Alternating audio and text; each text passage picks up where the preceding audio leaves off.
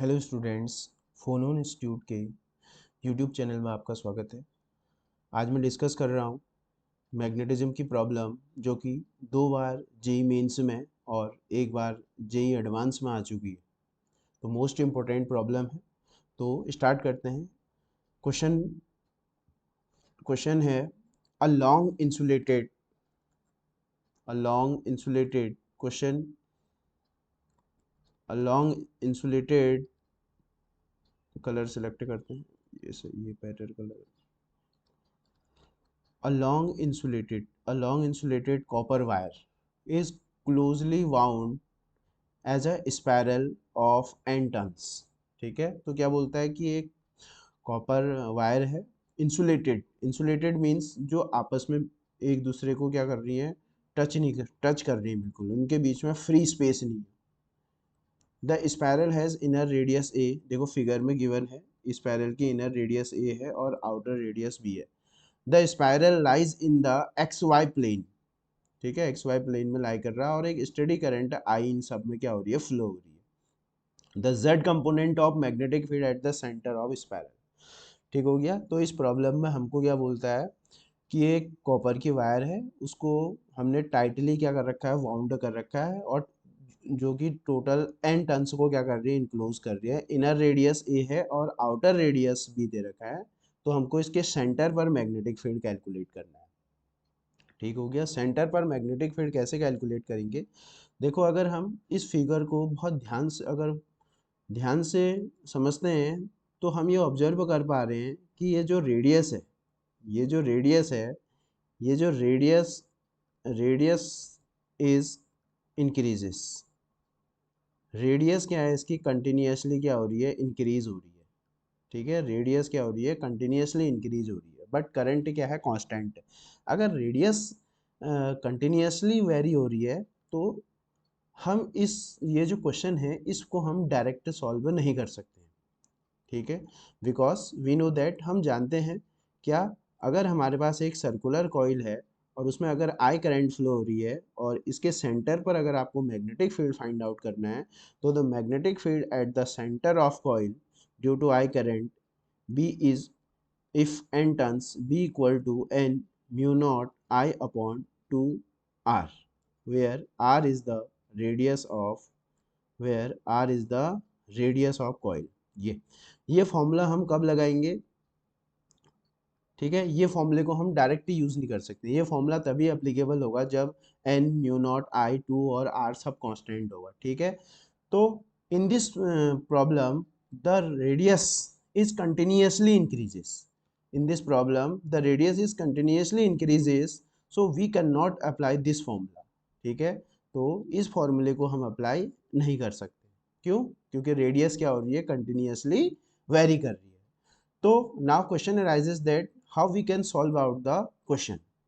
ठीक, तो देखो ये जो प्रॉब्लम है इसको हम विजुलाइज कर सकते हैं ऑनियन स्लाइस। देखो इस फिगर में रिप्रेजेंट किया है, ये problem is similar that onion slice. ये ऑनियन स्लाइस भी इसी तरीके से हमको ऑब्जर्व हो रहा है। अगर आप बहुत ध्यान से देखेंगे कि ऑनियन स्लाइस भी यही प्रॉब्लम की तरह हमको ऑब्जर्व हो रही है। देखो ऑनियन स्लाइस में हमको क्या कह रहा है कि इंसुलेटेड, बहुत ध्यान से सीखना है। ये वाला जो पोर्शन है, अगर ये वाला पोर्शन, ये जो बीच वाला पोर्शन है, इसको अगर हम निकाल देते हैं, ये वाला जो पोर्शन है, ये वाला पोर्शन क्या है, सिर्फ यही पोर्शन एम्प्टी है बस। बाकी ये जो टर्न्स हैं इनके बीच में कोई फ्री स्पेस नहीं है, ये फ्री स्पेस नहीं है। इंसुलेटेड कहने का मीन्स क्या है, ये सब आपस में टाइटली बाउंड है, इनके बीच में फ्री स्पेस नहीं है। आप इस ऑनियन स्लाइस से बहुत ध्यान से समझ सकते हैं, इस तरीके का विजुअलाइजेशन होगा कि ये जो टर्न्स हैं इनके बीच में कोई फ्री स्पेस नहीं है। ठीक है, फ्री स्पेस सिर्फ कहाँ पर होगा, ओनली ऑन सेंटर पर होगा बस। ठीक, सेंटर पर होगा। तो ये इसकी ये जो रेडियस होगी, ये इनर रेडियस ए दे रखी है और आउटर रेडियस, ये जो आउटर रेडियस है इस क्वेश्चन में हमको ये क्या दे रखी है, बी दे रखी है। तो बोलता है कि आप सेंटर पर मैग्नेटिक फील्ड को कैलकुलेट करो। ठीक है, तो इस प्रॉब्लम को हम ऑनियन स्लाइस की हेल्प से क्या कर सकते हैं, समझ सकते हैं। ठीक हो गया।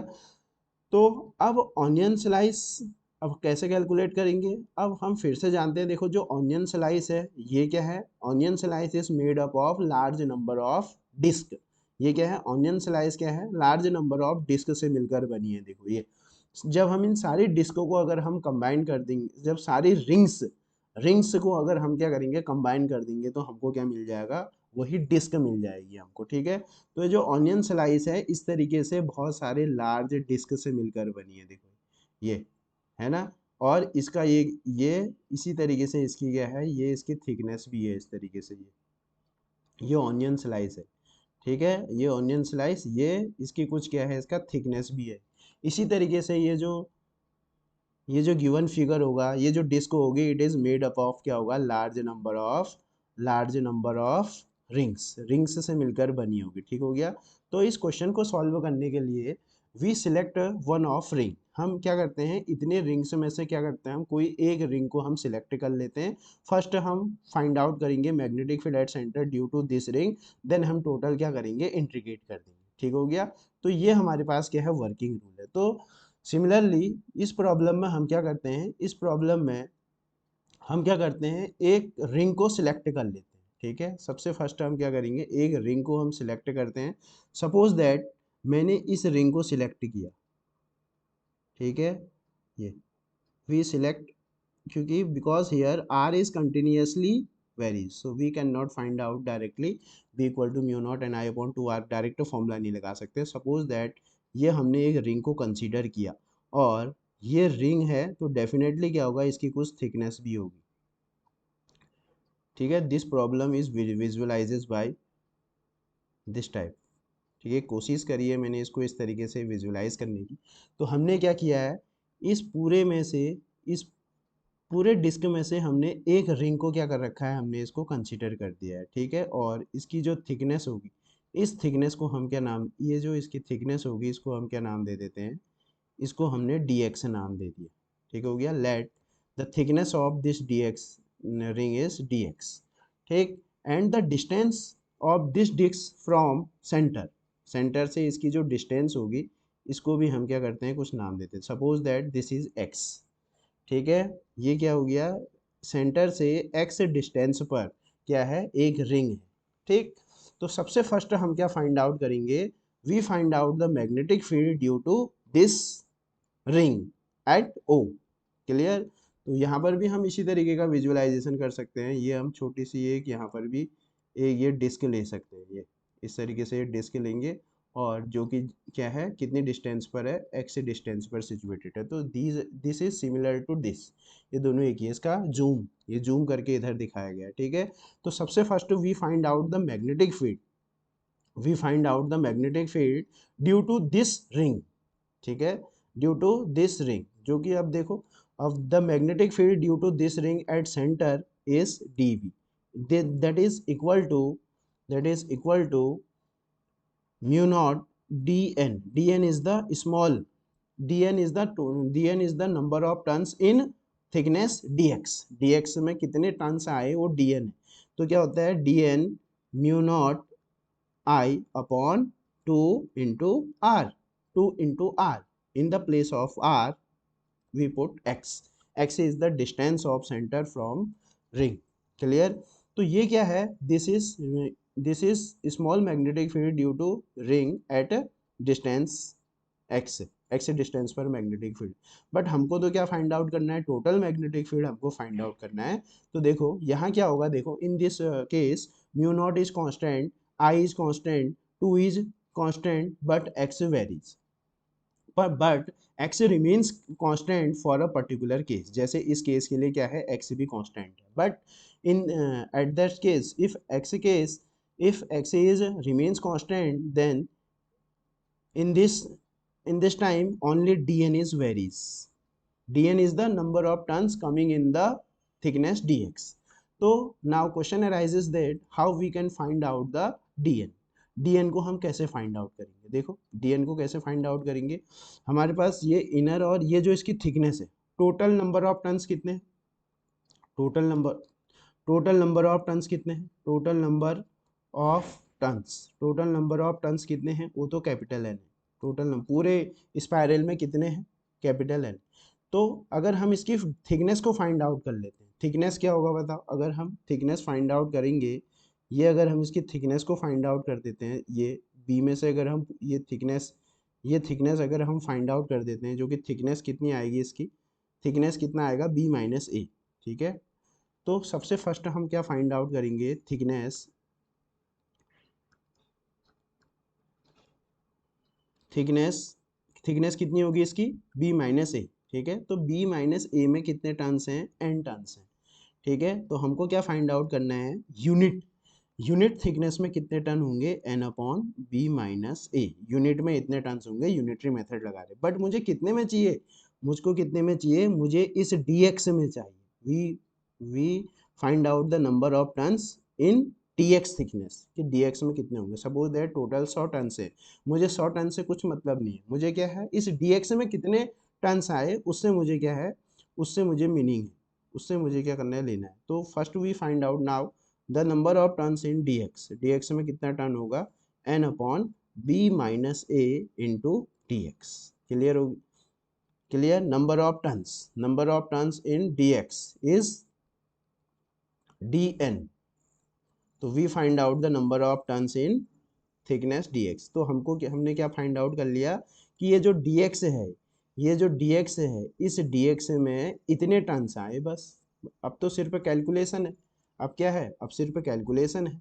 तो हम क्या करेंगे, यहाँ पर हम इक्वेशन 1 में इस dn को पुट कर देंगे, ठीक है। सो इक्वेशन 1 बिकम्स, इक्वेशन 1 क्या बनेगी बताओ। अभी तक magnetic field due to ring हो रहा है, db equal to in the place of dn put n upon b minus A into dx और mu naught I upon 2x, ये एज इट इज रहेगा। क्लियर हो गया, that is the magnetic field due to thickness dx। So ऐसी क्या होंगे, बहुत सारे रिंग, ऐसी बहुत सारे रिंग्स होंगे, देखो ये भी रिंग, ये भी रिंग, ये भी रिंग, ये भी रिंग, ये भी रिंग। तो ठीक है, तो हम क्या करेंगे, अब सबको ऐड कर देंगे। फिजिक्स में ऐड का मतलब क्या होता है, इंटीग्रेशन होता है। तो total magnetic field find out करने के लिए हम क्या करेंगे, अब इंटीग्रेट कर देंगे। तो total magnetic field due to whole spiral कितना हो जाएगा, इंटीग्रेट कर देंगे, dv इक्वल टू, इंटीग्रेट कहाँ से करेंगे, इनर रेडियस से आउटर रेडियस, ए से बी, और n upon B minus A और dx mu naught I upon 2, in the place of r here put x। Clear. अब पुट कांस्टेंट टर्म्स, सब सारे कांस्टेंट टर्म्स को क्या करो, बाहर निकाल दो। तो यहाँ देखो dv का क्या हो जाएगा, b हो जाएगा, n भी कांस्टेंट है, b भी कांस्टेंट है, a भी कांस्टेंट है, ठीक है। और ये 2 भी कांस्टेंट होगा इधर, ये 2 भी इसके साथ आ गया, और म्यू नॉट आई भी कांस्टेंट है। अब क्या बचा है, इंटीग्रेशन a से b dx अपॉन x से बचा है, ठीक है। ये तो बहुत अच्छे से जानते हैं आप, integration of dx upon x से क्या होता है, integration of dx upon x से क्या होता है, integration of dx upon x is log x, ठीक है। तो इसके बाद क्या आ जाएगा, b इक्वल टू आ जाएगा n mu naught I upon 2 b minus A, और ये आ जाएगा इंटीग्रेशन ऑफ log x, और इंटीग्रेशन करने के बाद अब क्या लगा दो, लिमिट लगा देते हैं। क्लियर। तो b इक्वल टू क्या आ जाएगा, mu naught, b equal to,